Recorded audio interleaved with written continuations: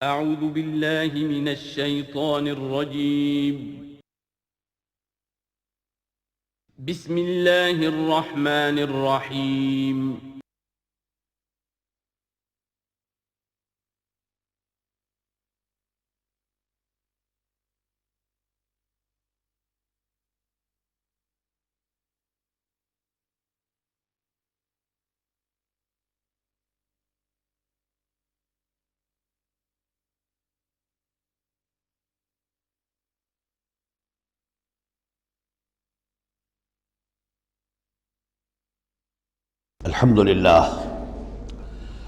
الحمدللہ وکفا والصلاة والسلام علی عبادہ الذین اصطفیٰ خصوصاً علی افضلہم وخاتم النبیین محمد الامین وعلی آلہ وصحبہ اجمعین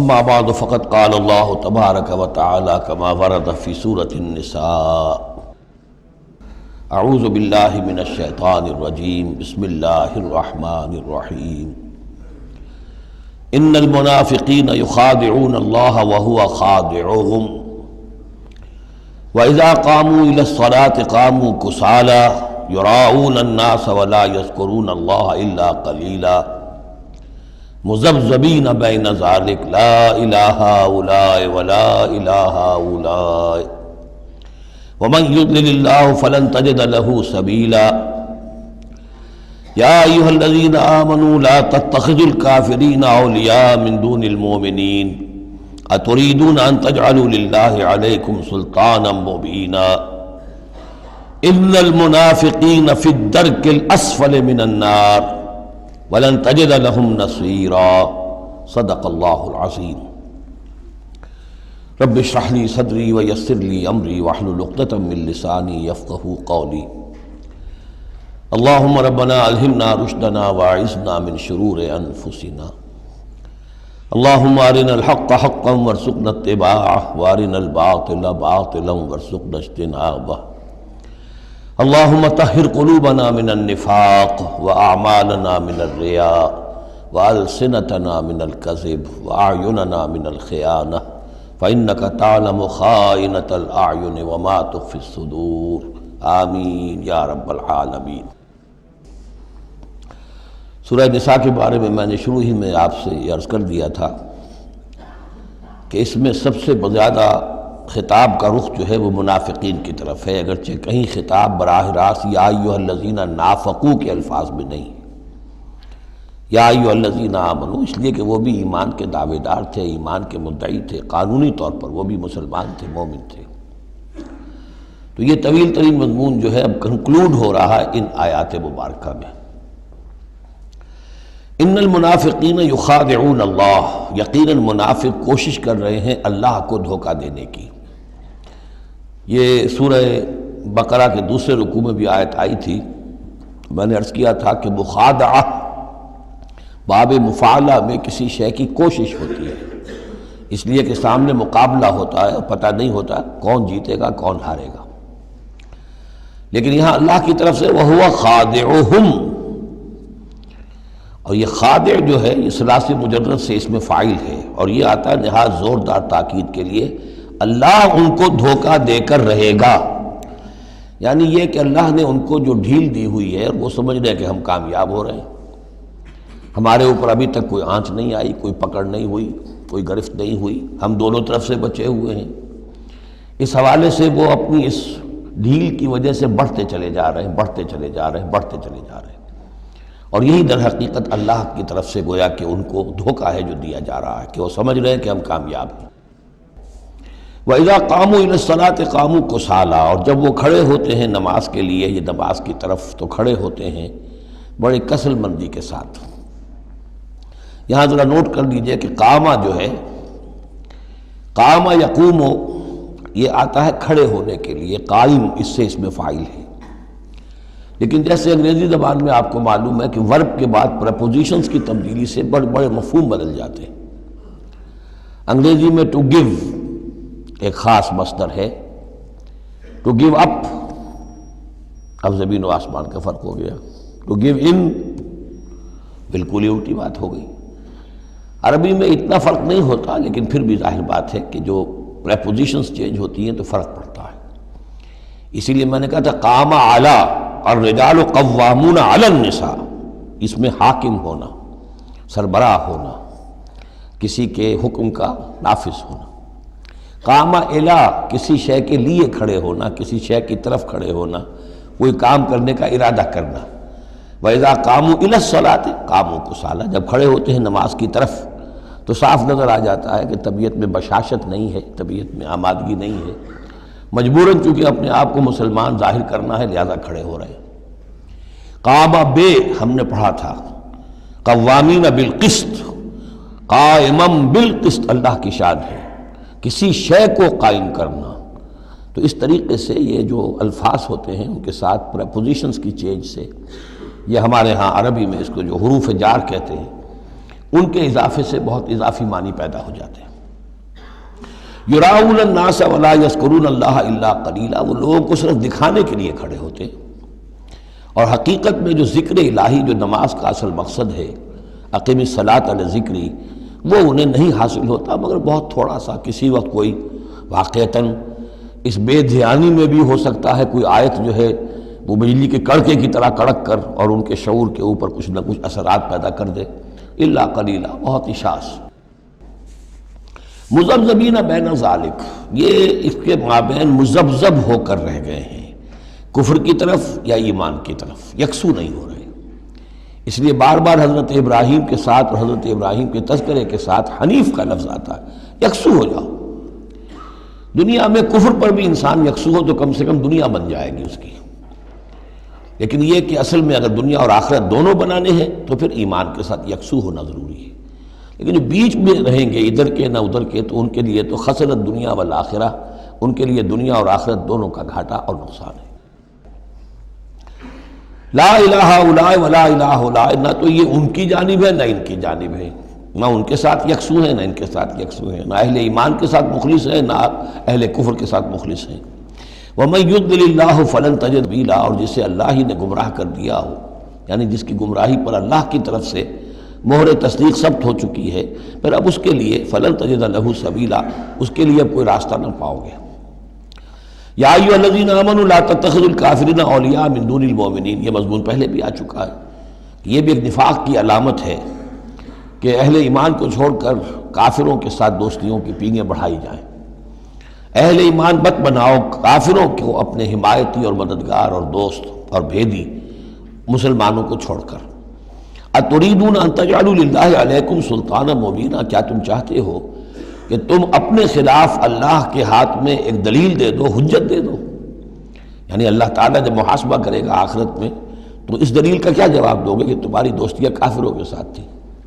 تو یہ تو حجت قاطع بن جائے گی تمہارے خلاف، علیکم سلطان مبینہ، یہ حجت قاطعہ ہوگی تمہارے خلاف۔ اب یہ آ رہی آیت ایک اعتبار سے یہ منافقین کے حق میں قرآن حکیم کی سخت ترین آیت ہے، اگرچہ جو سخت ترین آیت بعض اعتبارات سے بلکہ ایک خاص لطیف پہلو سے سخت تر جو آیت ہے وہ سورہ توبہ میں آئے گی۔ یہ دو صورتیں ہیں اصل میں طویل صورتوں میں سے، سورہ توبہ اور سورہ نساء، جس میں کہ نفاق کا مضمون سب سے زیادہ تفصیل کے ساتھ آیا۔ ان المنافقین فی الدرک الاسفل من النار، یقیناً منافق آگ کے سب سے نچلے طبقے میں ہوں گے۔ وَلَن تَجِدَ لَهُمْ نَصِيرًا، اور تم نہ پاؤ گے ان کے لیے کوئی مددگار۔ إِلَّا الَّذِينَ تَابُوا، اصل میں منافقت کا آخری پردہ جو چاک ہوگا وہ ہوگا سورہ توبہ میں، سورہ گویا کہ سن 9 ہجری میں جا کر۔ ابھی یہ ہم سن 4 ہجری کے آس پاس ہیں، اس حوالے سے ذرا ابھی فصل ہے، تو ابھی ان کے لیے ایک رعایت رکھی ہے کہ توبہ کا دروازہ تمہارے لیے ابھی کھلا ہے۔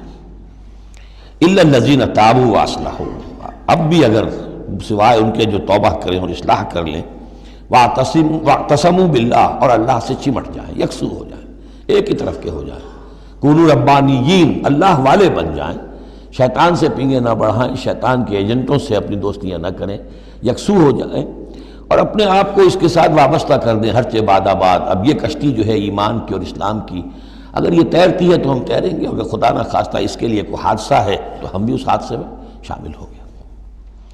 وَأَخْلَصُوا دِينَهُمْ لِلَّهِ، یہ ہے بہت اہم اصطلاح کہ وَإِن تَابُوا إِلَّا الَّذِينَ تَابُوا وَأَصْلَحُوا وَاعْتَصَمُوا بِاللَّهِ وَأَخْلَصُوا دِينَهُمْ لِلَّهِ، اپنی اطاعت کل کی کل اللہ کے لیے کر لیں، مخلص کر لیں۔ یہ نہ ہو کہ زندگی کے کچھ حصے میں اطاعت اللہ کی ہو رہی ہے، کچھ حصے میں کسی اور کی ہو رہی ہے۔ کیا کریں جی، یہ معاملہ تو رواج کا ہے، کیا کریں، اگرچہ ہے تو غلط شریعت کی روح سے، لیکن برادری کا رواج ہے، برادری کو چھوڑ تو نہیں سکتے۔ معلوم ہو آپ نے اپنی اطاعت کے حصے جو ہیں علیحدہ کر لیے، یہ حصہ جو ہے برادری کی اطاعت میں جائے گا، یہ حصہ اللہ کی اطاعت میں جائے گا۔ اطاعت جب تک کل کی کل اللہ کی نہ ہو، جیسے سورہ بقرہ میں ہم نے پڑھا تھا قاتلوہم حتی لا تکون فتنۃ ویکون الدین للہ، دین ہو جائے پورا اللہ کے لیے۔ تو ایک تو اجتماعی سطح پر دین اللہ کے لیے ہو جائے، یعنی اسلامی ریاست قائم ہو جائے، پورا اسلامی قانون ہو، پورا اسلامی نظام ہو۔ اگر یہ نہیں ہے تو ایک شخص انفرادی سطح پر تو اپنی اطاعت تو خالص کر لے اللہ کے لیے، تو یہ تو انفرادی گویا کہ توحید عملی ہے۔ فَأُولَٰئِکَ مَعَ الْمُؤْمِنِينَ، تو یہ لوگ پھر اہل ایمان میں شامل ہو جائیں گے۔ یعنی ابھی پوائنٹ آف نو ریٹرن نہیں ہے ابھی سب کے لیے، بہت سے لوگ تو پہنچ چکے، لیکن پھر بھی ابھی توبہ کا دروازہ کھلا ہے۔ وَسَوْفَ يُؤْتِ اللَّهُ الْمُؤْمِنِينَ أَجْرًا عَظِيمًا، اور جہاں تک مومنین کا تعلق ہے تو اللہ تعالیٰ اہل ایمان کو تو ان قریب بہت بڑا اجر عطا فرمائے گا۔ اب یہ اپیل کے انداز میں بھی آخری بات ہے، مَا يَفْعَلُ اللَّهُ بِعَذَابِكُمْ، سوچو اے منافقو، اللہ تمہیں عذاب دے کر کیا لے گا؟ اللہ کو سیڈسٹ ہستی نہیں ہے معاذ اللہ کہ اسے لوگوں کو دکھ پہنچا کر خوشی ہوتی ہو۔ ایسے پرورٹڈ انسان ہوتے ہیں، ان کی شخصیتیں مست ہو چکی ہوتی ہیں، جو دوسروں کو تکلیف میں دیکھتے ہیں تو خوش ہوتے ہیں، دوسروں کو تکلیف پہنچا کر، کوفت پہنچا کر انہیں کچھ راحت حاصل ہوتی ہے۔ تو اللہ معاذ اللہ ایسا نہیں ہے۔ ما یفعل اللہ بعذابکم، اللہ کیا لے گا تم سے، تمہیں عذاب دے کر، ان شکرتم وآمنتم، اگر تم شکر کی روش اختیار کرو، ایمان کی روش اختیار کرو۔ وکان اللہ شاکرا علیما، اللہ تو بہت ہی قدردانی فرمانے والا ہے، قدر افزائی فرماتا ہے۔ جو بندہ اس کے لیے کوئی کام کرے، محنت کرے، اللہ تعالیٰ اس کی قدر فرماتا ہے، اور جو بھی وہ کچھ کرتا ہے اس کے علم میں ہوتا ہے۔ کوئی شے ایسی نہیں ہے کہ جو ان اکاؤنٹڈ رہ جائے گی کہ میں نے یہ بھی کیا تھا اللہ کے لیے لیکن اس کا اجر مجھے نہیں ملا۔ اب جو یہ آخری حصہ ہے سورہ مبارکہ کا، اس میں بعض مضامین بہت ہی اہم ہیں بنیادی فلسفہ دین کے اعتبار سے۔ سب سے پہلی بات تو پھر آ رہی ہے وہی جو تمدنی اور معاشرتی معاملات ہوتے ہیں۔ معاشرے کے اندر کسی بری بات کا بلند آواز سے کہنا، کسی بری بات کا چرچا کرنا بالفعل کوئی اچھی بات نہیں ہے، لیکن اس میں ایک استثناء ہے۔ کسی مظلوم کا معاملہ یہ ہے کہ اس کے دل سے اگر جلے کٹے الفاظ میں نکل جائیں کسی کے لیے تو وہ اللہ کنڈون کرے گا، معاف کر دے گا۔ لا يحب اللہ الجہر بالسوء من القول، اللہ کو بالکل پسند نہیں ہے کہ کسی بات کو بلند آوازی سے کہا جائے، بری بات کو، الا من ظلم، سوائے اس کے جس پر ظلم ہوا ہے، جس کا دل دکھا ہے۔ ابھی حال ہی میں نے جمعے میں وہ شعر سنائے تھے کہ فارسی زبان کا ایک شعر ہے، بترسز آہ مظلومہ کہ ہنگامے دعا کردن، اجابت از در حق بہر استقبال می آید۔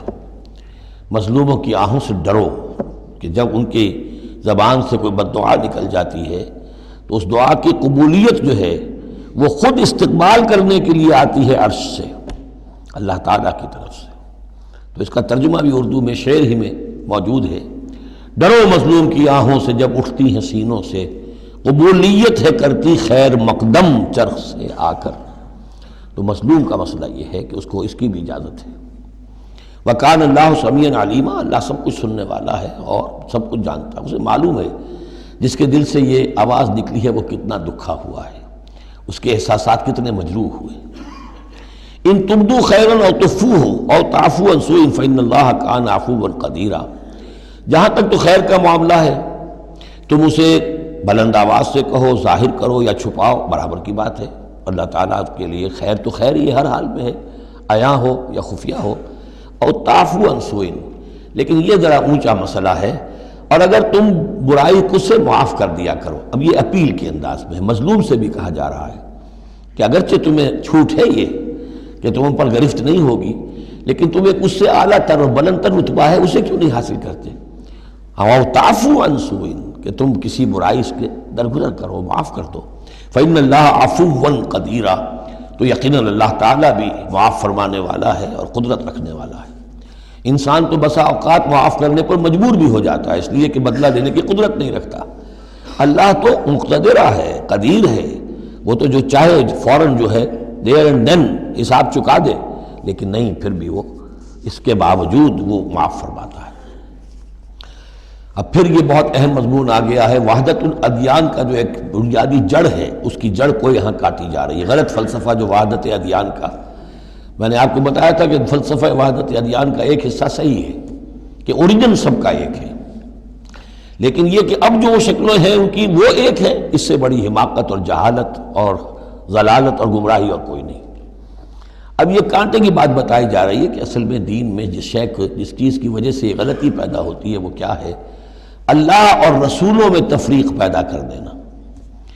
ایک ہے رسولوں میں تفریق کرنا، ایک رسول کو ماننا ایک کو نہ ماننا، ایک ہے اللہ کو علیحدہ کر دینا رسول کو علیحدہ کر دینا۔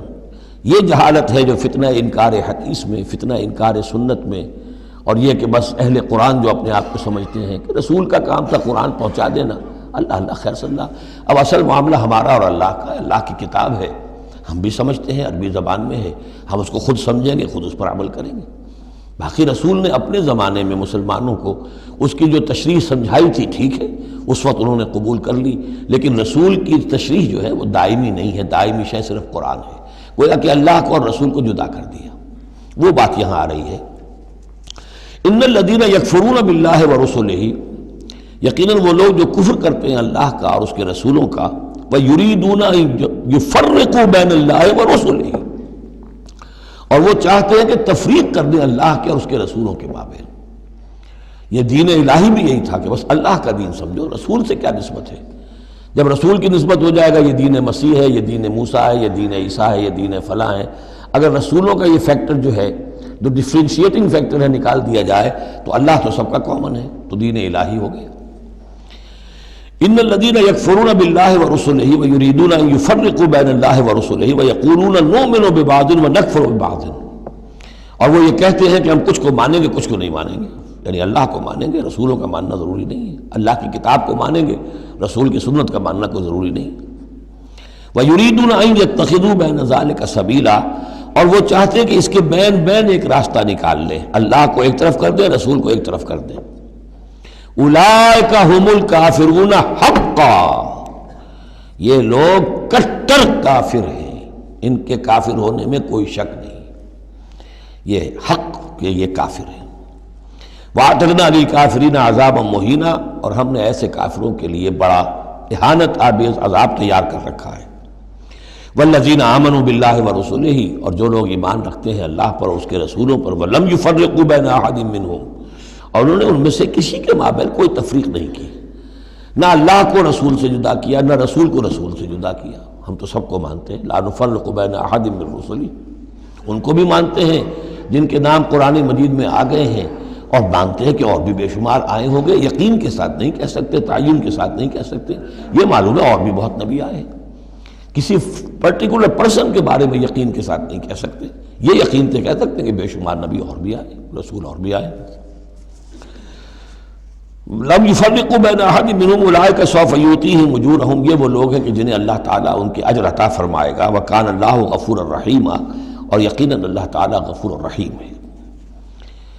یسألک اہل الکتاب ان تنزل علیہم کتاب من السماء، یہ اہل کتاب، یہ یہودی اور محمد صلی اللہ علیہ وسلم آپ سے مطالبہ کر رہے ہیں کہ ان پر ایک کتاب آسمان سے اتاری جائے، یعنی جیسے تورات اتری تھی۔ آپ تو کہتے ہیں مجھ پر وحی آتی ہے، کہاں لکھی ہوئی ہے وہ وحی، کون لایا ہے ہمیں تو پتہ نہیں، موسیٰ کو تو وہ لکھی ہوئی ملی تھی اور وہ پتھر کی تختیوں میں لے کر آئے تھے۔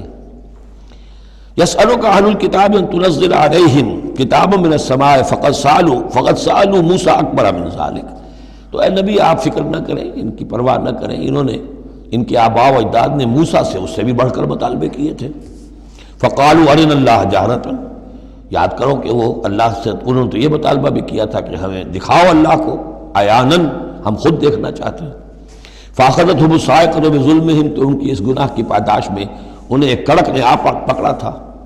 ثم اتخذوا العجل من بعد ما جاءتهم البینات، پھر یہ کہ ان لوگوں کی ناہنجاری کا یہ بھی اندازہ کرو کہ جبکہ واضح نشانیاں ان کے پاس آ چکی تھیں، 9 معجزے حضرت موسیٰ کے وہ دیکھ چکے تھے، پھر بھی انہوں نے بچڑے کی پرستش شروع کر دی۔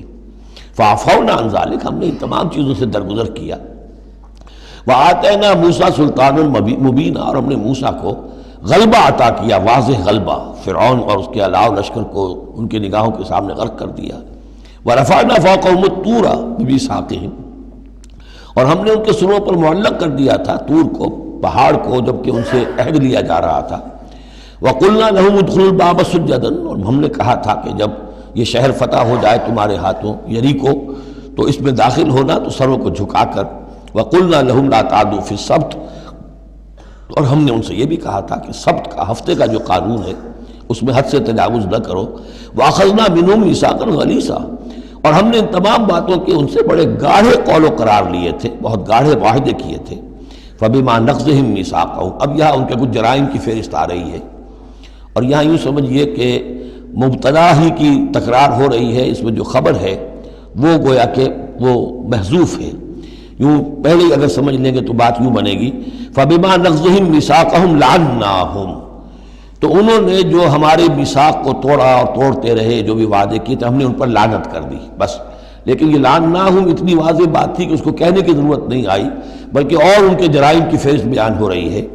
فَبِمَا نَقْضِهِمْ مِيثَاقَهُمْ وَكُفْرِهِمْ بِآيَاتِ اللَّهِ، اللہ کی آیات کے انکار کے سبب سے، وَقَتْلِهِمُ الْأَنْبِيَاءَ بِغَيْرِ حَقٍّ، اور ان کا انبیاء کا قتل کر دینا بغیر حق، وَقَوْلِهِمْ قُلُوبُنَا غُلْفٌ، اور ان کے اس کہنے کی پاداش میں کہ ہمارے دل تو غلافوں میں بند ہیں، بل طبع اللہ علیہا بکفرہم، بلکہ حقیقت یہ ہے کہ اللہ نے ان کے اوپر مہر کر دی ہے ان کے کفر کے باعث۔ فلا یؤمنون الا قلیلا، ہاں واقعتاً اب وہ ایمان نہیں لائیں گے مگر بہت ہی شاذ۔ وبکفرہم وقولہم علی مریم بہتانا عظیما، اور بسبب ان کے اس کفر کے جو انہوں نے کیا اور جو انہوں نے مریم پر ایک بہتان عظیم لگایا، حضرت مریم سلام علیہا پر بہتان یہ لگایا کہ یہ زنا کیا ہے اور یہ یوسف نجار کا بیٹا ہے یہ مسیح، اگرچہ ان کے روایات کے مطابق یہ ہے کہ ان کی نسبت تھی، یوسف نجار بڑھئی تھے ایک، ان کے ساتھ حضرت مریم کی نسبت ہو چکی تھی، لیکن وداعی نہیں ہوئی تھی، لیکن وداعی سے پہلے ہی ان کے مابین تعلق ہوا اور یہ بیٹا ہو گیا، تو یہ تو پھر ولد الزنا ہوا۔ یہ تھی اتنی بڑی بات تھی جو وہ کہتے ہیں، اور اس کو باقاعدہ پکچرز بنا کے امریکہ میں چلاتے ہیں۔ سن آف مین، تم جسے سن آف گاڈ کہتے ہیں وہ سن آف مین ہے۔ اب سن آف مین جو ہے اس کو سمجھ لیجئے کہ اس کا مطلب کیا ہوا، پھر آؤٹ آف ویڈ لاک ہی تو آخر ہوا نا، اس کا جو پیدا ہوا اگر حضرت مسیح، تو وہ صحیح جائز ولادت سے تو نہ ہوا، اگر انسان کا بیٹا ہے۔ بہرحال اتنے بڑے بڑے بہتان لگائے۔ وَبِكُفْرِهِمْ وَقَوْلِهِمْ عَلَىٰ مَرْيَمَ بُهْتَانًا عَظِيمًا وَقَوْلِهِمْ إِنَّا قَتَلْنَا الْمَسِيحَ عِيسَى ابْنَ مَرْيَمَ رَسُولَ اللَّهِ، اور بسبب ان کے یہ کہنے کہ ہم نے قتل کیا مسیح کو، عیسیٰ ابن مریم کو، رسول اللہ، اللہ کے رسول کو۔ یہ رسول اللہ ان کا لفظ نہیں ہے، یہ اللہ کی طرف سے سائن آف ایکسکلیمیشن کے ساتھ، اچھا ان کا دعویٰ یہ ہے کہ انہوں نے اللہ کے رسول کو قتل کیا، جبکہ رسول تو قتل ہو ہی نہیں سکتا۔ کتب اللہ لاغلبن انا ورسلی، یہ تو اللہ کا فیصلہ ہے، طے شدہ لکھا ہوا ہے کہ میں اور میرے رسول تو غالب آ کر رہیں گے۔ تو ان کی تو یہ جرتیں ہیں کہ یہ سمجھتے ہیں کہ انہوں نے اللہ کے ایک رسول کو قتل کیا ہے۔ وما قتلوہ وما صلبوہ، ہرگز انہوں نے قتل نہیں کیا، نہ اسے سولی دی، ولیکن شبہ لہم، بلکہ اس کی شبیہ بنا دی گئی ان کے لیے، صورت بنا دی گئی، مشابہت کر دی گئی اس کے ساتھ ان کے لیے، کہ انہوں نے جس کو سمجھا ہے کہ وہ مسیح ہے، وہ مسیح نہیں تھا، وہ مسیح کی جگہ کوئی اور تھا، جو انجیل برنباس سے معلوم ہوتا ہے کہ جوڈاس اسکیریوٹ جو کہ حواریین میں سے ایک تھا، ویسے اس کی نیت اور تھی، بد نیتی نہیں تھی، وہ ایک لمبی بات ہو جائے گی، اس کا وقت دورہ قرآن میں نہیں ہے، نیت اس کی کچھ اور تھی، لیکن اس نے گرفتار کرایا تھا، اور اس گرفتاری کے پاداش میں پھر اللہ تعالیٰ نے اس کی شکل جو حضرت مسیح کی بنا دی، اور حضرت مسیح کی جگہ وہ پکڑا گیا اور سولی چڑھا۔ وما قتلوہ وما صلبوہ ولکن شبہ لہم وان الذین اختلفوا فیہ لفی شک منہ، اور جو لوگ اس کے بارے میں اختلاف میں پڑے ہوئے ہیں وہ شکوک و شبہات میں ہیں، انہیں خود پتہ نہیں کہ ہوا کیا، کیسے ہوا۔ ما لہم بہ من علم، ان کے پاس اس کے ضمن میں کوئی علم نہیں ہے، الا اتباع الظن، سوائے اس کے کہ اٹکل پچو کے تیر چلاتے ہیں۔ وما قتلوہ یقینا، یہ بات یقینی ہے کہ اسے قتل نہیں کیا گیا، وہ قتل نہیں ہوا، وہ صلیب نہیں دیا گیا علیہ الصلاۃ والسلام، بل رفعہ اللہ الیہ، بلکہ اللہ نے اسے اٹھا لیا اپنی طرف، وَكَانَ اللَّهُ عَزِيزًا حَكِيمًا، اور اللہ تعالیٰ زبردست ہے، کمال حکمت والا۔ اس کی تفصیل میں آپ کو پہلے بتا چکا ہوں کہ کیا شکل پیش آئی تھی اس باغ میں جہاں حضرت مسیح اپنے حواریین کے ساتھ روپوش تھے، جو کہ تفصیل انجیل برنباس میں ہے۔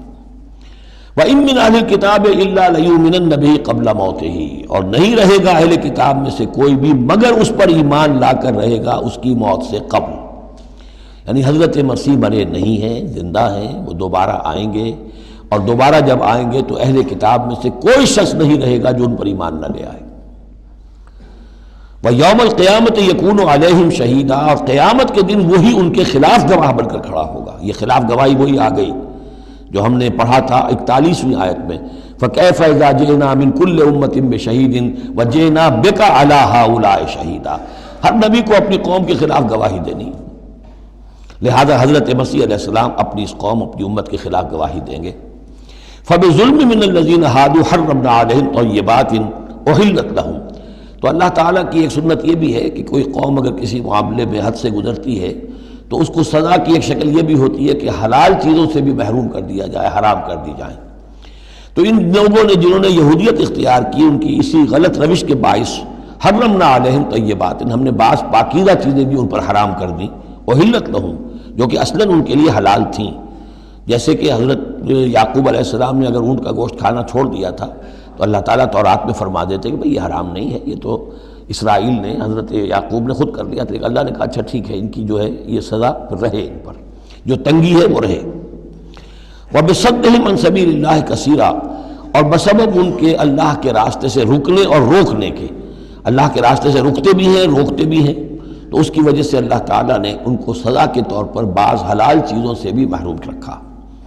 وَأَخْذِهِمُ الرِّبَا، اور پھر ان کے جرائم کی فہرست میں یہ بھی ہے کہ ان کا سود کھانا، وَقَدْ نُهُوا عَنْهُ، اور یہ کہ ان سے روک دیے گئے تھے۔ سود ان کی شریعت میں حرام ہے، آج بھی حرام ہے، لیکن وہ یہ سمجھتے ہیں کہ سود کا لین دین یہودیوں کا آپس میں حرام ہے، کوئی یہودی دوسرے یہودی سے سودی لین دین نہیں کرے گا۔ لیکن جنٹائلز کے لیے تو ان کا عام قاعدہ یہ ہے، گوئمز اینڈ جنٹائلز، ان کے لیے کوئی ہم پر لیس علینا فی الامیین سبیل، ہم پر کوئی گرفت ہے ہی نہیں، کوئی ذمہ داری ہے ہی نہیں، ہم جیسے چاہیں کریں، لوٹیں کھسوٹیں، جس طرح چاہیں دھوکہ دیں، اور تو ظاہر بات ہے سود میں تو پھر کوئی قباحت رہی نہیں۔ وَأَخْذِهِمُ الرِّبَا وَقَدْ نُهُوا عَنْهُ وَأَكْلِهِمْ أَمْوَالَ النَّاسِ بِالْبَاطِلِ، اور بسبب ان کے لوگوں کے مال ناحق ہڑپ کرنے کے، وَأَعْتَدْنَا لِلْكَافِرِينَ مِنْهُمْ عَذَابًا أَلِيمًا، اور ان میں سے جو کافر ہیں، جنہوں نے اب کفر کی بھی روش اختیار کر لی ہے، ان کے لیے ہم نے بہت دردناک عذاب تیار کر رکھا ہے۔ لَٰكِنِ الرَّاسِخُونَ فِي الْعِلْمِ مِنْهُمْ وَالْمُؤْمِنُونَ، لیکن جو لوگ ان میں سے پختہ علم والے ہیں، جیسے عبداللہ ابن سلام رضی اللہ تعالی عنہ، اور اہل ایمان جو ہیں، جو محمد پر ایمان لائے ہیں صلی اللہ علیہ وسلم، یؤمنون بما انزل الیک وما انزل من قبلک، وہ تو ایمان رکھتے ہیں اس پر بھی جو اے نبی آپ کی طرف نازل کیا گیا، اور اس پر بھی کہ جو آپ سے پہلے نازل کیا گیا۔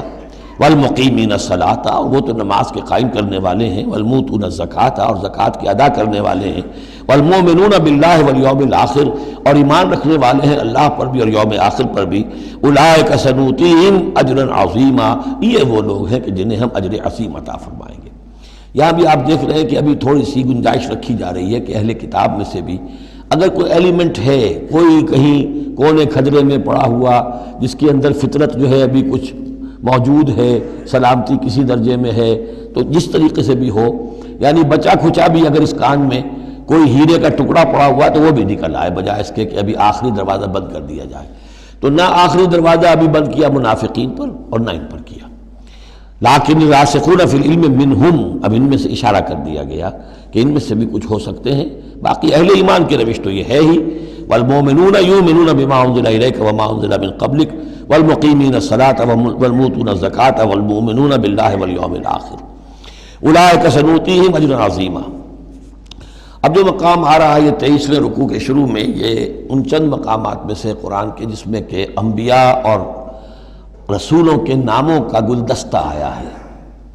مثلا یہاں آپ دیکھیں گے پے بپے بہت سے انبیاء اور رسول کا نام لیے گئے، پھر ان میں سے بعض کی جو اضافی اور شانیں ہیں ان کا بیان کیا گیا، اور پھر بڑی اہم آیت فلسفہ قرآن کے اعتبار سے آگے آئے گی کہ نبوت کا بنیادی مقصد کیا ہے۔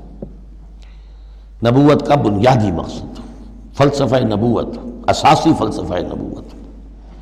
انا اوحینا الیک کما اوحینا الی نوح، اے نبی ہم نے آپ کی جانب یہ وحی کی ہے جیسے کہ ہم نے نوح کی طرف وحی کی تھی، والنبیین من بعدہ، اور ان کے بعد بہت سے انبیاء پر کی تھی۔ حضرت شیس علیہ السلام وہ بھی حضرت نوح علیہ السلام، بلکہ یہ تو حضرت نوح سے بھی پہلے کے لوگ ہیں، شیس جو ہیں۔ اوحینا الی نوح والنبیین من بعدہ واوحینا الی ابراہیم واسماعیل واسحاق ویعقوب والاسباط، اور ہم نے وحی کی ابراہیم کی طرف، اسماعیل کی طرف، اسحاق کی طرف، یعقوب کی طرف اور ان کی اولاد کی طرف، وعیسیٰ وایوب ویونس وہارون وسلیمان، اور عیسیٰ کی جانب اور ایوب کی جانب اور یونس کی جانب اور ہارون کی جانب اور سلیمان کی جانب، وآتینا داود زبورا، اور داود کو تو ہم نے زبور جیسی کتاب عطا فرمائی، ورسلا قد قصصناہم علیک من قبل، ایسے بھی بہت سے رسولوں کو ہم نے بھیجا، یا وہی ہم نے ان کی جانب کی بھیجے ایسے رسول کہ جن کا ہم اس سے پہلے آپ کے سامنے تذکرہ کر چکے ہیں، ورسلا لم نقصصہم علیک، اور ایسے بھی بہت سے رسول ہیں کہ جن کے حالات ہم نے آپ کے سامنے بیان نہیں کیے۔ پوری دنیا کی تاریخ بیان کرنا تو قرآن مجید کا مقصد نہیں ہے، یہ تو کتاب ہدایت ہے، تاریخ کی کتاب نہیں ہے۔ وَكَلَّمَ اللَّهُ مُوسَىٰ تَكْلِيمًا، اور خاص اب شان جو حضرت موسیٰ علیہ السلام کی امتیازی شان ہے، اور موسیٰ سے تو کلام کیا اللہ نے جیسے کہ کلام کیا جاتا ہے، بس صرف یہ ہے کہ من ورائے حجاب تھا، پردے کے پیچھے سے تھا دو بدو کلام۔ اب وہ آیت آ رہی ہے کہ یہ رسول کس لیے بھیجے گئے؟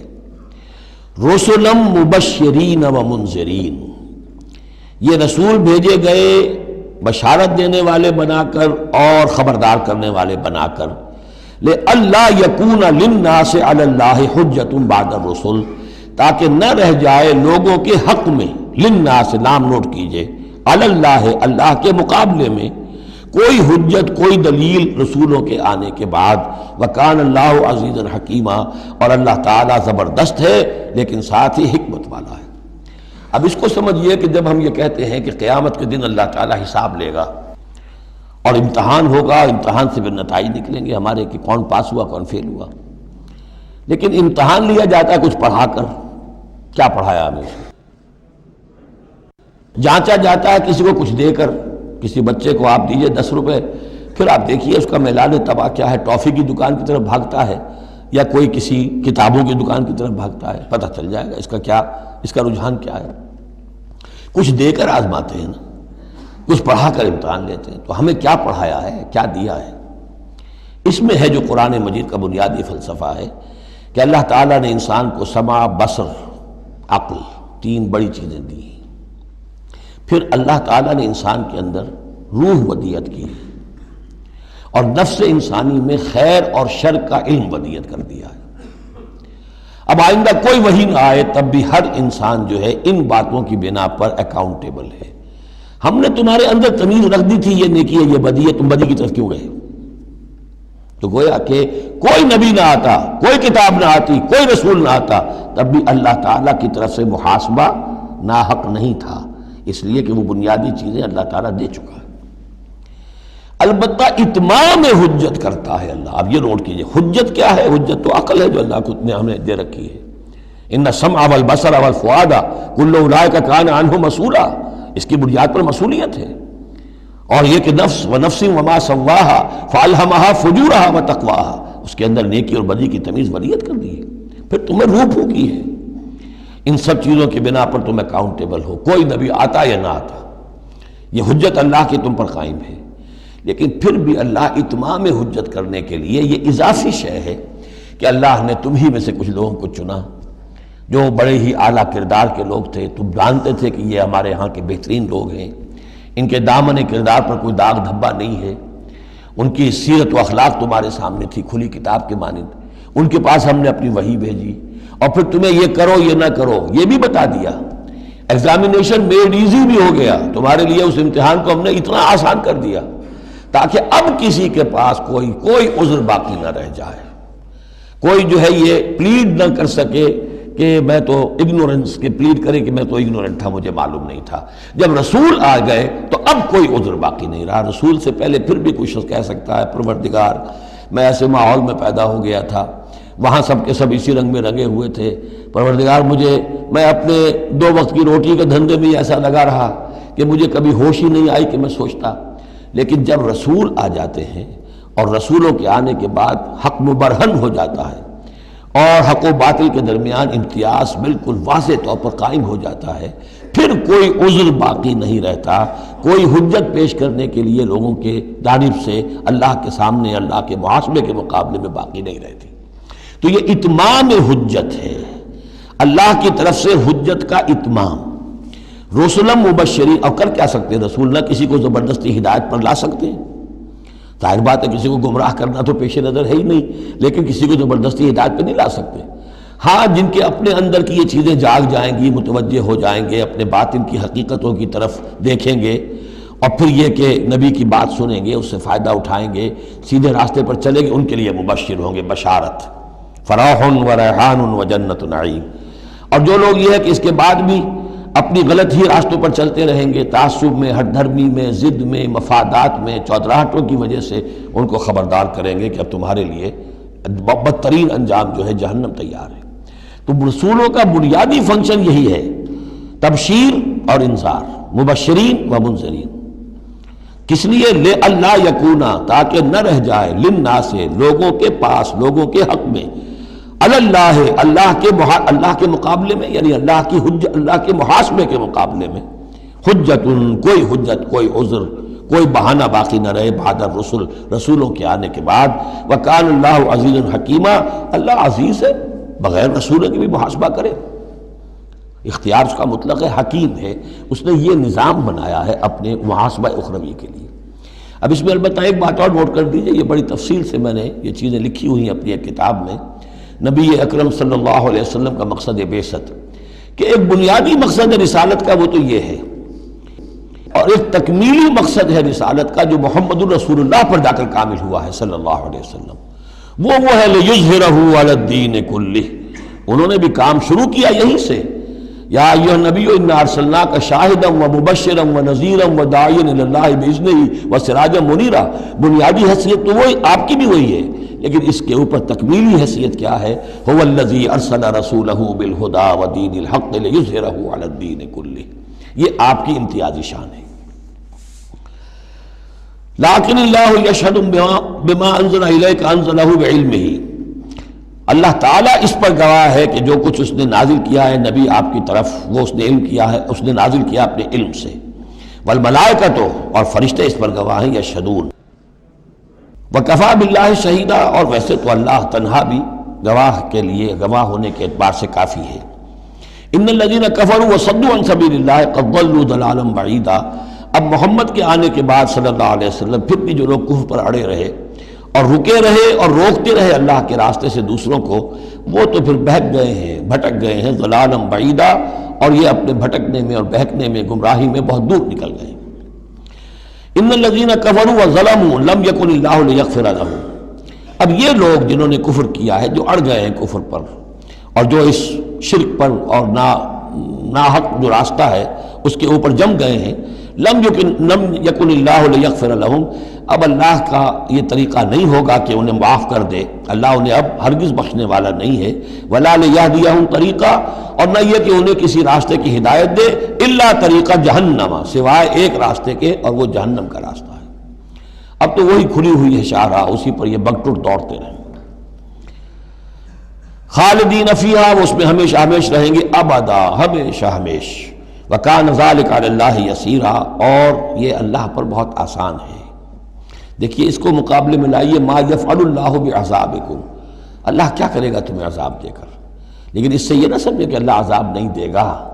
یقیناً اللہ سیڈسٹ نہیں ہے، یقیناً اللہ کو عذاب دے کر خوشی نہیں ہوگی، لیکن یہ کہ اس کا ایک ضابطہ ہے، اس کا ایک قانون ہے، اسی پر اس نے دنیا بنائی ہے، لہذا اس کے مطابق وہ عمل تو کرے گا، اور یہ اس پر کوئی بھاری گزرنے والی بات نہیں ہے کہ اپنی ہی مخلوق کو، اس لیے کہ بعض ملنگ قسم کے صوفی جو ہیں وہ یہ بھی کہتے ہیں کہ یہ اللہ بڑا رحیم ہے، اب کیا وہ اپنی مخلوق کو جہنم میں جھونک دے گا؟ یہ تو ایسے ڈراوے کے لیے، ذرا سیدھا کرنے کے لیے، جیسے بچوں کو ڈانٹ دیتا ہے باپ ہو ماں ہو، میں تیرا قیمہ کر دوں گی، تو کوئی کیا قیمہ کر دے گی کوئی ماں اپنے بچے کا؟ لیکن یہ تو اصل میں صرف ڈراوا ہے اور کچھ نہیں، لیکن یہ بات صحیح نہیں ہے۔ اسی لیے اللہ تعالیٰ کہتا ہے کہ کان ذالک علی اللہ یسیرا، اللہ کے لیے یہ بہت آسان ہے، بہت ہلکی بات ہے اس کے لیے۔ یا ایھا الناس، اب یوں سمجھیے کہ کنکلوڈنگ حصہ جو ہے سورہ مبارکہ کا، یا ایھا الناس قد جاءکم الرسول بالحق من ربکم فآمنوا خیرا لکم. اس عبارت میں جو زور ہے میں نے کوشش کی ہے کہ میں اسے اپنی آواز کے ذریعے سے واضح کروں. اے لوگوں تمہارے پاس آ چکا ہے رسول حق کے ساتھ. یعنی اب تم یہ نہیں کہہ سکو گے کہ رسول نہیں آیا ہمیں پتہ نہیں تھا. You won't be able to plead ignorance. یہ نہیں کہہ سکتے کہ ہمیں معلوم نہیں تھا, ہم پر بات کھولی نہیں گئی, ہم پر بات واضح نہیں ہوئی. یہ بہانہ ختم ہو گیا اب محمد کے آنے کے بعد.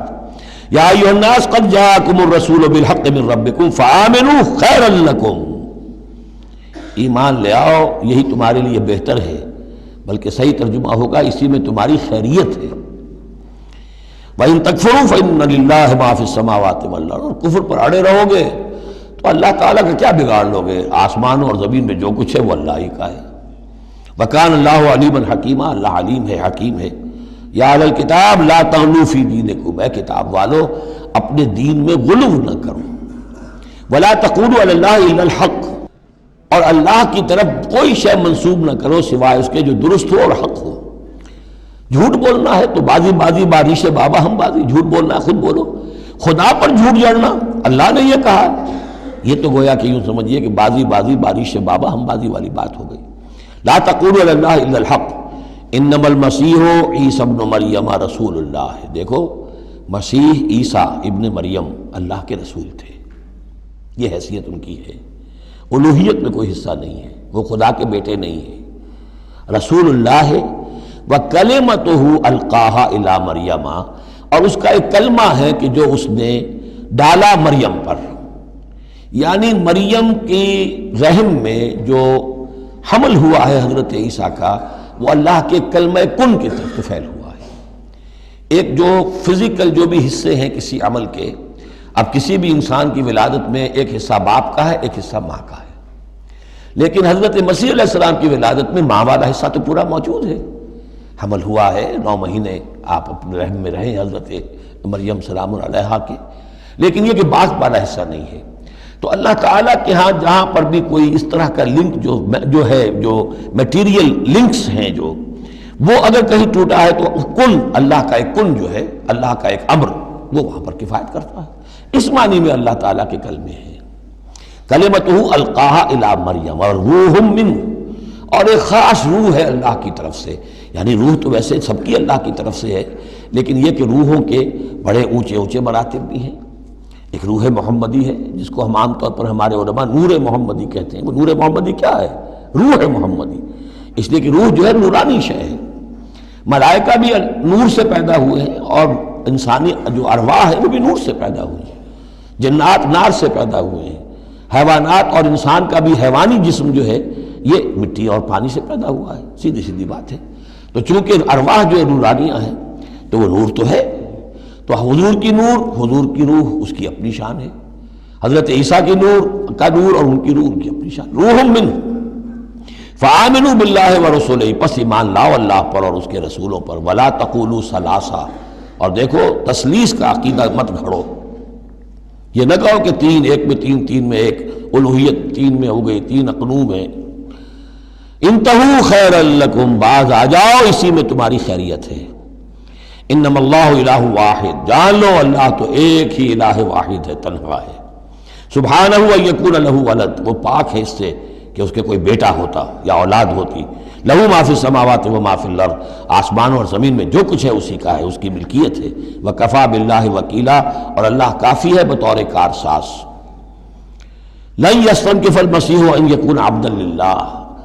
مسیح کو تو اس میں ہرگز کوئی آڑ نہیں ہے کہ اس کو کہا جائے کہ وہ اللہ کا بندہ ہے. اس کو تو اللہ کے بندہ ہونے میں اسے اپنی شان محسوس ہوگی. جب ہم کہتے ہیں وَنَشْهَدُ أَنَّ مُحَمَّدًا عَبْدُهُ وَرَسُولُهُ تو یہ عبدیت کی شان تو اور بلند و بالا ہے, رسالت سے بھی اوپر ہے. یہ ایک علیحدہ مسئلہ ہے, پھر کبھی اس کو بیان کروں گا. تو لن یستنکف المسیح ان یکون عبدا للہ. یہ کوئی بات ان کے لیے کوئی آڑ کی نہیں ہے کہ وہ اللہ کے بندے ہوں. ولا الملائکۃ المقربون. اور نہ ہی جو ملائکہ مقربین ہیں انہیں اس میں کوئی آڑ ہے کہ انہیں اللہ کا بندہ سمجھا جائے. سب بندے ہیں. وَمَن يَسْتَنْكِفْ عَنْ عِبَادَتِهِ وَيَسْتَكْبِرْ. اور جو کوئی بھی آر سمجھے گا اللہ کی بندگی میں اور استکبار کرے گا، تکبر کرے گا، فَسَيَحْشُرُهُمْ إِلَيْهِ جَمِيعًا، تو پھر اللہ تعالیٰ ان سب کو اپنے پاس لے آئے گا، جمع کرے گا۔ فَأَمَّا الَّذِينَ آمَنُوا وَعَمِلُوا الصَّالِحَاتِ، تو جو لوگ ایمان لائے ہوئے ہوں گے اور جنہوں نے نیک عمل کیے ہوں گے، فَيُوَفِّيهِمْ أُجُورَهُمْ، تو انہیں ان کے پورے پورے اجر دے گا، پورے پورے، وَيَزِيدُهُمْ مِنْ فَضْلِهِ، اور خاص اپنے فضل سے انہیں مزید دے گا، بونس بھی دے گا۔ آپ آخری جو ٹپ کر دیتے ہیں کسی کو، کسی نے کام کیا اچھا کیا ہے تو اسے انعام دیتے ہیں، اپنے فضل سے اور نوازے گا۔ وَأَمَّا الَّذِينَ اسْتَنكَفُوا وَاسْتَكْبَرُوا، اور جنہوں نے عبدیت کے اندر کوئی آر محسوس کی تھی اور تکبر کیا تھا، فَيُعَذِّبُهُمْ عَذَابًا أَلِيمًا، ان کو وہ عذاب دے گا بہت زبردست اور بہت دردناک۔ وَلَا يَجِدُونَ لَهُم مِّن دُونِ اللَّهِ وَلِيًّا وَلَا نَصِيرًا، اور وہ نہیں پائیں گے اپنے لیے اللہ کے سوا یا اللہ کے مقابلے میں نہ کوئی حمایتی نہ مددگار۔ یا ایھا الناس قد جاءکم برہان من ربکم، اے لوگو دیکھو آ چکی ہے تمہارے پاس برہان تمہارے رب کی طرف سے۔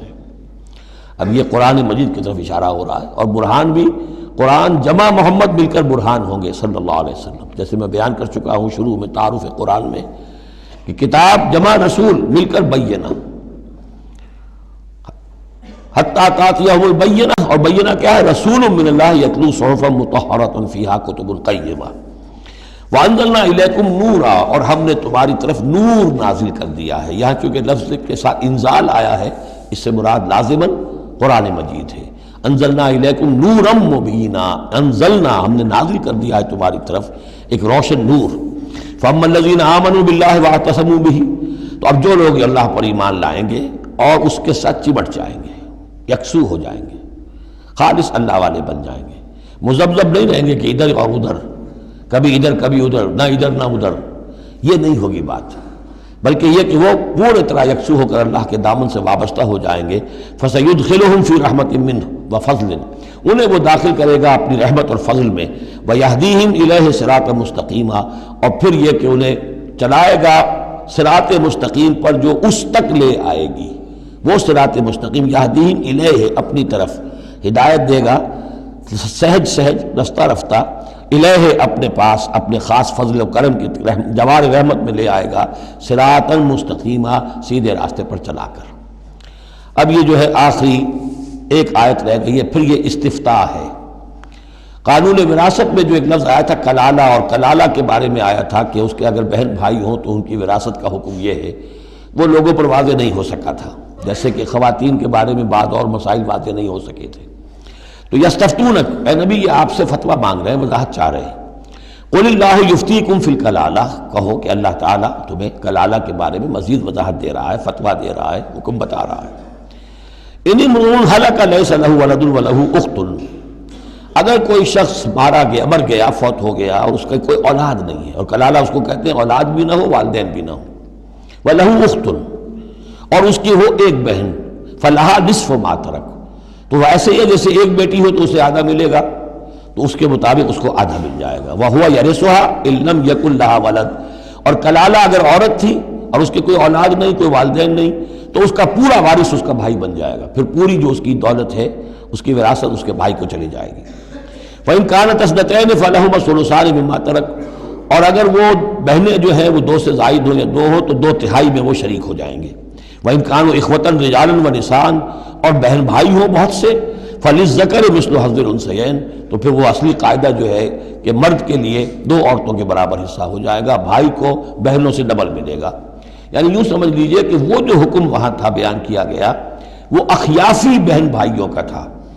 اخیافی بہن بھائی وہ ہوتے تھے عرب میں کہ ماں ایک ہو باپ علیحدہ ہو، ان کا چونکہ خاص مسئلہ ہوتا تھا اس لیے بیان کر دیا۔ باقی عینی اور اللاتی، ماں باپ دونوں ایک ہو، اور یا یہ کہ مائیں علیحدہ ہو باپ ایک ہو، تو ان کا وہی قانون ہوگا کہ جو بیٹا بیٹی کا ہے، کہ جس طریقے سے کہ بیٹا اور بیٹی میں جس نسبت سے وراثت تقسیم ہوتی ہے ایسے ہی ان بہن بھائیوں میں ہوگی۔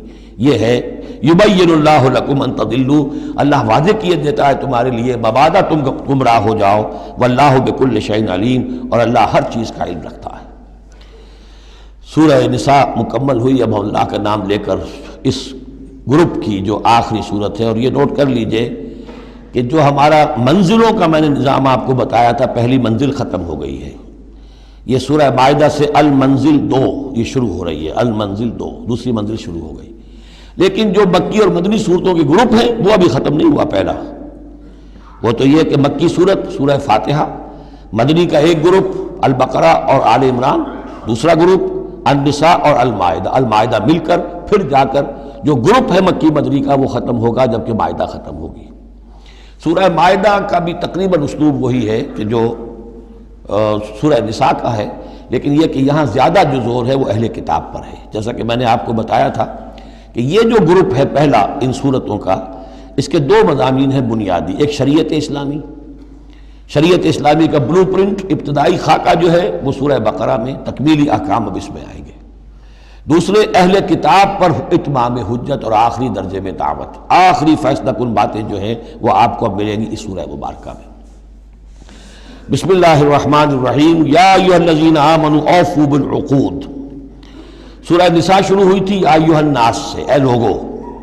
یہاں بس فرق یہ ہے کہ یا ایھا الذین آمنوا، اہل ایمان، اپنے عہدوں کو، معاہدوں کو، قول و قرار کو پورا کیا کرو. اب جو سمجھ لیجئے کہ سماجی زندگی جتنی انسان کی ہے وہ معاہدوں پر قائم ہے.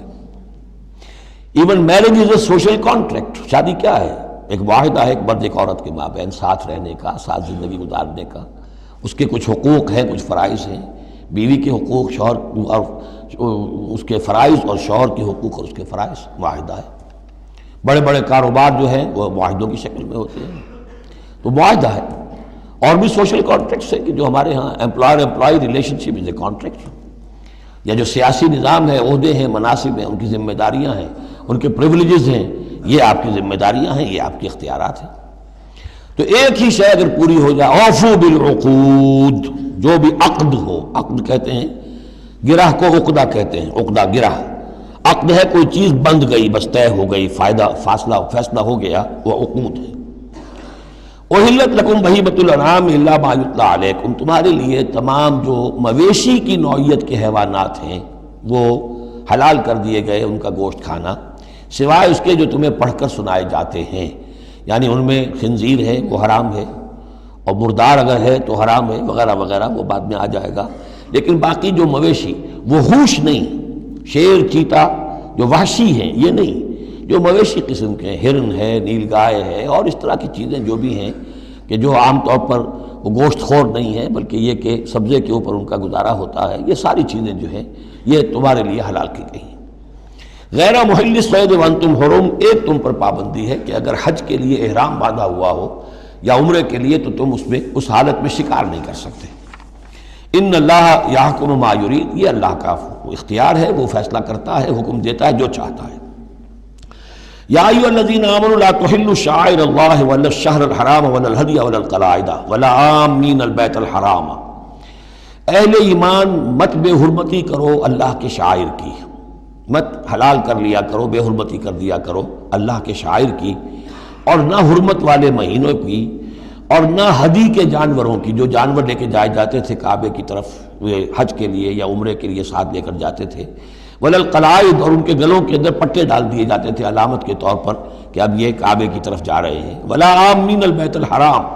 اور نہ وہ حاجی لوگ کہ جو بیت حرام کی طرف چل رہے ہیں، قصد کر رہے ہیں، جا رہے ہیں.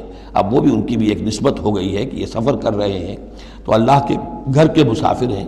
جیسے کہ وہاں آپ نے دیکھا ہوگا جو گئے ہیں کہ انہیں وہ کہتے ہیں مرحبا بضیوف الرحمن، کہ مرحبا ان لوگوں کو کہ جو رحمان کے مہمان ہیں. یعنی حاجی جو یہاں آئے ہیں وہ اصل میں اللہ کے مہمان ہیں، اللہ میزبان ہے. تو اب ان کے لیے یہ ہے کہ ان کی بے حرمتی نہ ہو، حتیٰ کہ عزت نہ ہو. یبتغون فضلا من ربہم ورضوانا. یہ سب جو ہیں اللہ تعالیٰ کی فضل کی اور اس کے اپنے رب کے رضوان کی تلاش میں ہیں، اس کی کوشش میں جا رہے ہیں. وَإِذَا حَلَلْتُمْ فَاصْطَادُوا. ہاں جب تم احرام کھول دو، حلال ہو جاؤ، تو یہ حلال ہو جانا ایک اصطلاح ہے جبکہ احرام کھل گیا. فَاصْطَادُوا. پھر تم شکار کرو، تمہیں کھلی چھوٹ ہے. ساری پابندیاں احرام کی حالت کی ہیں. وَلَا يَجْرِمَنَّكُمْ شَنَآنُ قَوْمٍ أَن صَدُّوكُمْ عَنِ الْمَسْجِدِ الْحَرَامِ أَن تَعْتَدُوا. اور دیکھنا تمہیں آمادہ نہ کر دے کسی قوم کی دشمنی کہ انہوں نے تمہیں روکے رکھا تھا مسجد حرام سے کہ تم بھی زیادتی کرو. یعنی انہوں نے تمہیں روکے رکھا 7 برس تک، 6 برس تک، اور تمہیں یہاں قریب نہیں آنے دیا. اب ایسا نہ ہو کہ اس کے بدلے میں تم کو زیادتی کرو، زیادتی مت کرو۔ وَلَا يَجْرِمَنَّكُمْ شَنَآنُ قَوْمٍ، تمہیں آمادہ نہ کر دے کسی قوم کی دشمنی، اور دشمنی کس وجہ سے؟ ان صدوکم عن المسجد الحرام، کہ انہوں نے تمہیں روکے رکھا مسجد حرام سے، ان تعتدوا، کہ تم زیادتی کرنے لگو۔ وَتَعَاوَنُوا عَلَى الْبِرِّ وَالتَّقْوَىٰ، نیکی کے کاموں پر اور تقویٰ کے کاموں پر تعاون کیا کرو۔ وَلَا تَعَاوَنُوا عَلَى الْإِثْمِ وَالْعُدْوَانِ، اور اسم، گناہ اور عدوان، ظلم اور زیادتی کے کاموں میں تعاون مت کرو۔ وَاتَّقُوا اللَّهَ إِنَّ اللَّهَ شَدِيدُ الْعِقَابِ، اللہ کا تقویٰ اختیار کرو، یقیناً اللہ تعالیٰ سزا دینے میں بہت سخت ہے۔ دیکھیے انداز بالکل وہی ہے جو سورہ نساء کا ہے، وہی معاشرتی معاملات، اس کے بارے میں بنیادی اصول۔ اب یہاں پہ پھر وہ آ رہی ہے آخری مرتبہ یہ آیت، اور مزید وضاحت کے ساتھ، حرمت علیکم المیتۃ، تم پر حرام کیا گیا مردار، جو خود اپنی موت مر گیا جانور، وہ حرام ہو گیا۔ والدم، دم اور خون، ولحم الخنزیر، اور خنزیر کا گوشت، وما اہل لغیر اللہ بہ، اور جس پر پکارا گیا اللہ کے سوا کسی اور کا نام، کسی اور کے نام نامزد ہے، کسی اور کا تقرب حاصل کرنے کے لیے اس کا وہ جو ہے ذبح کیا جا رہا ہے۔ والمنخنقۃ، اور وہ جانور جو گلا گھٹنے سے مر گیا۔ کبھی ایسا ہوتا ہے کہ کوئی بکری ہے یا کچھ اور ہے، وہ اپنی زنجیر جس میں بندھی ہوئی ہے اسی کا کوئی پھندا ایسا لگ جاتا ہے، اب وہ جتنی کوشش کرتی ہے اس پھندے سے نکلنے کی، وہ گلا گھٹ جاتا ہے، مر جاتی ہے، تو یہ بھی مردار کے حکم میں ہے۔ والموقوذۃ، یا چوٹ لگنے سے کسی جانور کی موت واقع ہو گئی، وہ بھی مردار کے حکم میں ہوگا۔ والمتردیۃ، یا اونچی جگہ سے کہیں سے کوئی جانور گرا ہے، گردن ٹوٹ گئی ہے، مر گیا ہے، وہ بھی مردار ہے۔ والنتیحۃ، کسی اور نے جانور نے سینگ مارا ہے، اس کے صدمے سے وہ ہلاک ہو گیا ہے جانور، تو وہ بھی حرام ہو گیا۔ یعنی میتہ کی مزید 4 قسمیں، یہی نہیں ہے کہ کسی بیماری سے جانور مرا ہو، لیکن یہ کہ یہ مرنے کی، ذبح ہونے کی نوبت نہیں آئی، اس کے جسم سے خون نکلنے کا امکان نہیں رہا، اس کا خون جو ہے اس کے جسم کے اندر ہی جم گیا ہے، اس کے گوشت کا حصہ بن گیا ہے، لہذا وہ مردار کے حکم میں ہے۔ وما اکل السبع الا ما ذکیتم، اور جسے کھا لیا ہو درندوں نے مگر یہ کہ جسے تم ذبح کر لو۔ فرض کیجئے کہ کسی شیر نے یا کسی چیتے نے کسی ہرن کے اوپر حملہ کیا، لیکن اس سے پہلے کہ وہ ہرن مرتا وہ شیر بھاگ گیا، آپ نے کوئی فائر کیا وہ بھاگ گیا، ابھی ہرن میں جان ہے، آپ نے جا کے ذبح کر لیا، تو وہ پھر آپ کے لیے جائز ہے، کیونکہ ابھی اس میں جان تھی، ذبح آپ نے کیا ہے، تو اب یہ کہ اس میں سے وہ خون نکل جائے گا، تو جہاں جہاں شیر کا منہ لگا ہو اس حصے کو کاٹ کر پھینک دیجئے، باقی آپ کھا سکتے ہیں۔ الا ما ذکیتم، سوائے اس کے کہ جسے تم نے ذبح کر لیا۔ وما ذبح علی النصب، اور یہ بھی تمہارے لیے حرام کیا گیا کہ تم استھانوں پہ جا کر ذبح کرو، یہ خاص جگہ ہے، یہ خاص جو ہے وہ کسی ولی اللہ کا بازار ہے، وہاں جا کے ذبح کرنا، یا کسی دیوتا یا دیوی کا کوئی استھان ہے، وہ بھی اب حرام ہو گیا۔ وَأَن تَسْتَقْسِمُوا بِالْأَزْلَامِ، یا جوئے کے تیروں کے ذریعے سے تقسیم کرو، یہ بھی ایک جوئے کی شکل ہو جاتی تھی، وہ لوگ یہ کرتے تھے، قربانی اپنی کی، اس کے بعد گوشت کے ڈھیر لگا دیے، اب تیروں کے ذریعے سے جوا کھیل رہے ہیں، تو بڑے بڑے ڈھیر جو ہے اس کے اندر داؤ پر لگ رہے ہیں۔ ذالکم فسق، یہ تمام چیزیں جو ہیں گناہ کے کام ہیں۔ الیوم یئس الذین کفروا من دینکم، دیکھو اب یہ کافر لوگ تمہارے دین سے مایوس ہو چکے ہیں، یعنی یہ سمجھ چکے ہیں کہ نظام تو اب اللہ ہی کا رہے گا۔ اب یہاں پر چونکہ سورہ مائدہ جیسا کہ میں نے اس کی آخری صورتوں میں سے ہے، لہذا اب انہیں یہ تو توقع نہیں ہے کہ اسلام کا راستہ روک سکیں گے، لیکن وہ یہ ضرور چاہیں گے کہ اس قسم کی چیزیں تمہارے اندر جاری رہیں، اس طرح کی چیزیں جیسے ہمارے ہاں بھی ہندوانہ اثرات چلتے رہے بہت عرصے تک، اب بھی چل رہے ہیں۔ تو الیوم یئس الذین کفروا من دینکم، تمہارے دین سے تو وہ مایوس ہو چکے ہیں کہ اب یہ دین تو انہی کا ہوگا اور ہمارا دین ختم ہوا۔ فلا تخشوہم واخشونی، تو اب ان سے مت ڈرو، مجھ سے ڈرو۔ الیوم اکملت لکم دینکم، آج کے دن میں نے تمہارے لیے تمہارے دین کی تکمیل فرما دی ہے۔ واتممت علیکم نعمتی، اور تم پر اتمام فرما دیا ہے اپنی نعمت کا۔ ورضیت لکم الاسلام دینا، اور تمہارے لیے میں نے پسند کر لیا ہے ہمیشہ ہمیش کے لیے میرے ہاں پسندیدہ اور مقبول دین صرف اسلام ہے۔